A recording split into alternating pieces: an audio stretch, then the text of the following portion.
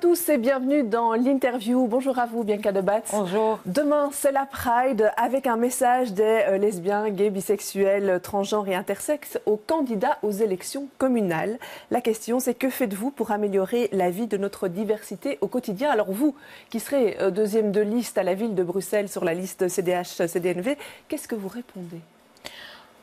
Que la lutte n'est pas encore terminée. Vous savez, de temps en temps, des gens me demandent, mais est-ce que la Pride, est-ce que c'est encore nécessaire, puisque le cadre légal est quand même là.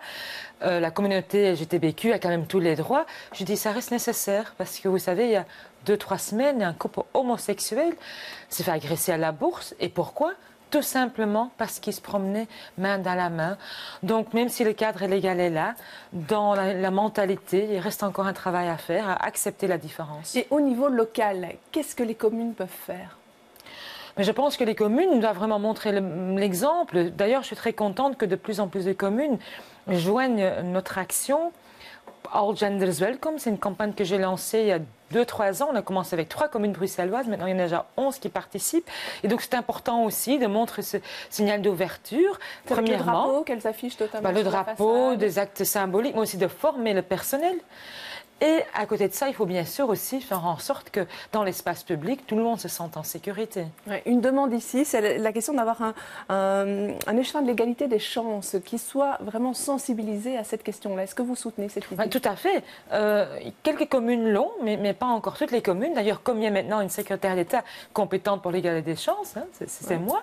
Et donc, je pense que ce serait bien aussi si les communes pouvaient aussi désigner quelqu'un. Et je pense que maintenant, on approche les élections communales. Donc, il faudrait vraiment que toutes les communes désignent un échevin pour vraiment apporter plus d'attention à ce sujet. Quand on fabrique les programmes des partis au niveau local pour les élections communales, est-ce que c'est une problématique à laquelle on est déjà fort attentif ou c'est quelque chose de plus secondaire? Nous, en tout cas, oui, je peux vous répondre que la liste CDH-CDNV, ce sera un sujet important parce que j'estime vraiment, ensemble avec Didier Wouters, mon collègue, que chaque Bruxellois, chaque individu, chaque citoyen a bien sûr le droit de vivre son identité et donc aussi son identité sexuelle. D'ailleurs, c'est le slogan aussi de notre campagne Chair de Color, c'est vraiment le baseline de dire à Bruxelles, tout le monde est le bienvenu, mais il faut aussi que tout le monde puisse vivre son identité. Alors, vous l'avez dit, être homosexuel aujourd'hui, c'est pas toujours facile, c'est risquer d'être victime de violence. Alors, le 20 avril, vous en aviez parlé, une grosse centaine de personnes qui se sont embrassées sur la place de la Bourse pour protester suite à l'agression d'un couple de 2 homosexuels qui simplement se tenaient par la main. Et puis hier, il y a eu cette marche avec 300 personnes qui s'étaient rassemblées contre les violences homophobes en mémoire de Issane Jarfi, qui est un homosexuel qui a été battu et puis tué en 2012. Qu'est-ce que vous, comme responsable politique, vous répondez à ces manifestants qui envoient un signal assez fort quand même? Tout à fait. C'est quand même des chiffres inquiétants aussi quand on sait que 4 sur 10 s'est déjà fait agresser, au moins une fois, mais parfois même plusieurs fois dans sa vie, qu'une personne sur 2 n'ose pas faire son coming out au lieu de travail, par exemple, par peur des regards, des remarques. Ça reste problématique, donc il faut y travailler. C'est pour cela que j'ai lancé avant-hier la campagne Chair de Color avec un petit acte, un peu de vernis sur l'ongle. Oui. Beaucoup de collègues à vous ont participé aussi. On a vu le gouvernement bruxellois notamment. Tout le gouvernement bruxellois, je suis très contente qu'ils ont tous participé hier au gouvernement. Et donc c'est vraiment faire passer ce message, c'est extrêmement important. Et c'est, oui, on revient sur cette sensibilisation. Le père d'Issane Jarfi disait hier, nous sommes ici parce que je pense que nous avons compris que l'homophobie est un fléau social qui vient de l'éducation. Et ça veut dire ça que la sensibilisation qui se fait se heurte parfois à ce que disent les parents. Comment est-ce qu'on gère? C'est vrai, d'ailleurs, j'ai rencontré hier soir Issane Jarfi, donc le papa. J'ai organisé d'ailleurs avec lui une soirée de bienfaisance aux Beaux-Arts pour la fondation. Et c'est vrai que tout commence par l'éducation. Et l'éducation, c'est pas uniquement les écoles. J'ai parfois l'impression que beaucoup de parents disent l'éducation, on confie ça à l'école. Non, vous avez quand même aussi, en premier lieu, une tâche en tant que parent d'éduquer les enfants. Et je pense que l'ouverture d'esprit est fondamentale. Mais comment on fait quand on voit qu'il y avait une enquête d'UNIAC qui disait que 37% des parents estimaient que les seules relations naturelles, sexuelles naturelles, c'était pas les relations homosexuelles, mais comment est-ce qu'on réagit à ça? Beaucoup de parents condamnent encore quand on leur pose la question, comment vous allez réagir si votre fils ou fille annonce qu'elle a une relation avec quelqu'un du même sexe. Et c'est vrai que les chiffres sont inquiétants. Et donc ça se passe dans l'éducation, à travers de projets de sensibilisation aussi. Je pense que c'est important que les jeunes aussi puissent en discuter entre eux. On a d'ailleurs eu une très belle campagne aussi avec l'ASBL Touche pas à ma pote de parler aussi de sexualité, parce que c'est un sujet que pour les ados, c'est pas toujours évident. Peut-être dans certaines cultures aussi, à la maison, difficilement parler. Donc il faut créer, je pense, des espaces, des lieux, des moments d'ouverture où on peut être à l'écoute sans être dans le jugement de l'autre. Alors vous avez parlé de chair de colore avec le petit doigt verni. Est-ce que c'est facile de rassembler des personnes autour de ça? Et par exemple, est-ce que des responsables religieux, vous avez essayé de les approcher? C'est une étape intéressante. Il faudra effectivement essayer de les associer aussi dans une deuxième étape.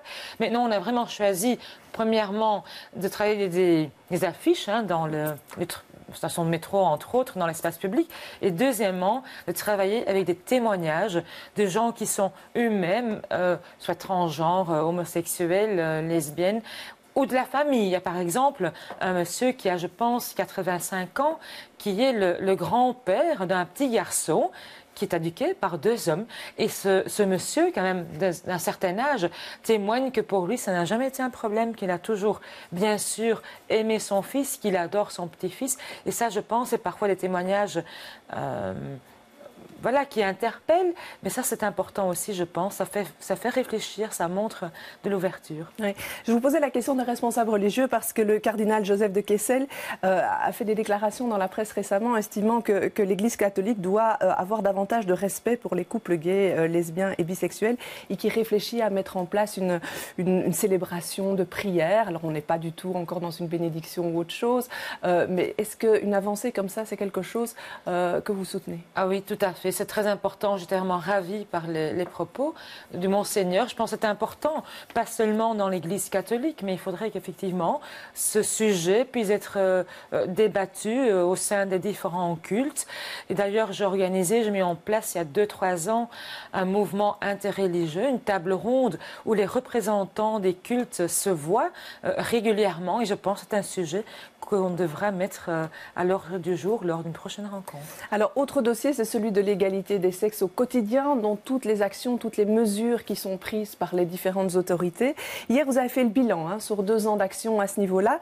On est surtout encore au niveau des diagnostics et des objectifs. Qu'est-ce qui ressort principalement?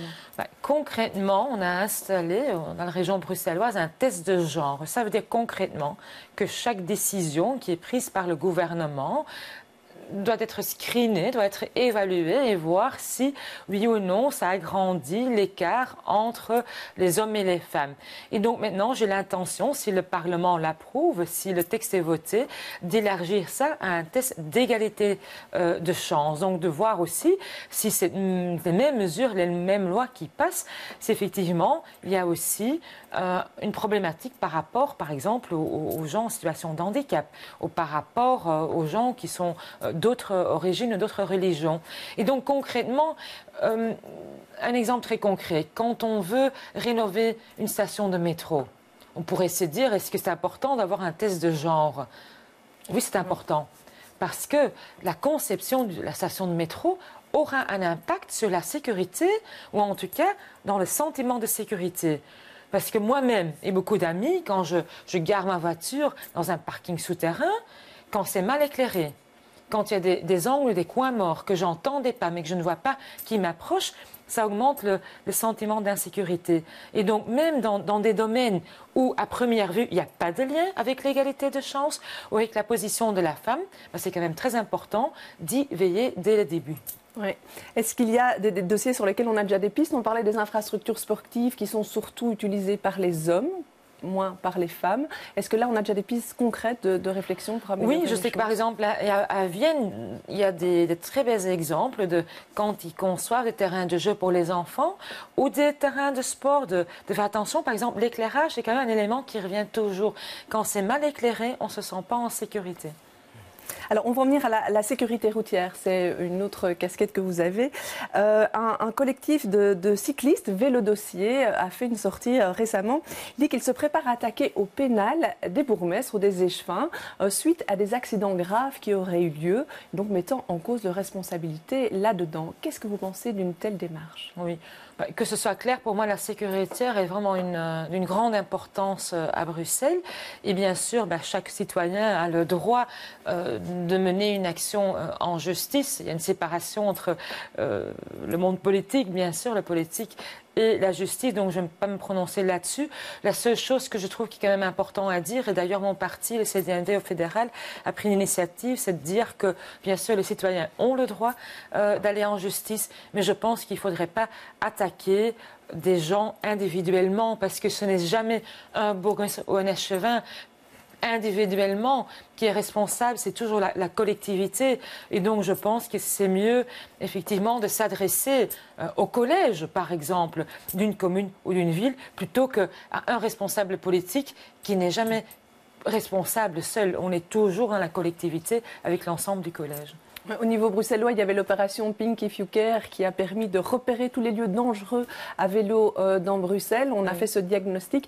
Maintenant, concrètement, qu'est-ce qui a avancé? Où est-ce qu'on en est? Oui, il ressort deux grandes lignes importantes. Premièrement, il y a l'infrastructure et là on y travaille. On crée de plus en plus de pistes cyclables, c'est extrêmement important pour la sécurité. Mais deuxièmement aussi, c'est quand même un manque de respect dans le trafic, un manque de courtoisie. C'est quelque chose aussi qui ressort vraiment de cette enquête, de cette action que nous avons menée.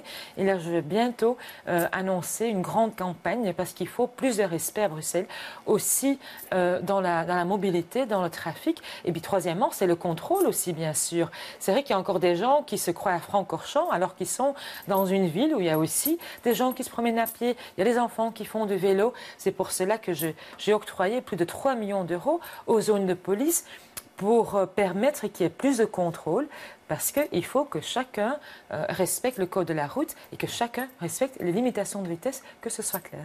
Très bien. Je vous remercie d'être venu sur ce plateau. Je vous remercie de nous avoir suivis. Demain, les invités de l'émission Les Experts seront Émir Kir et Boris Diliès. Bonne fin de journée à tous.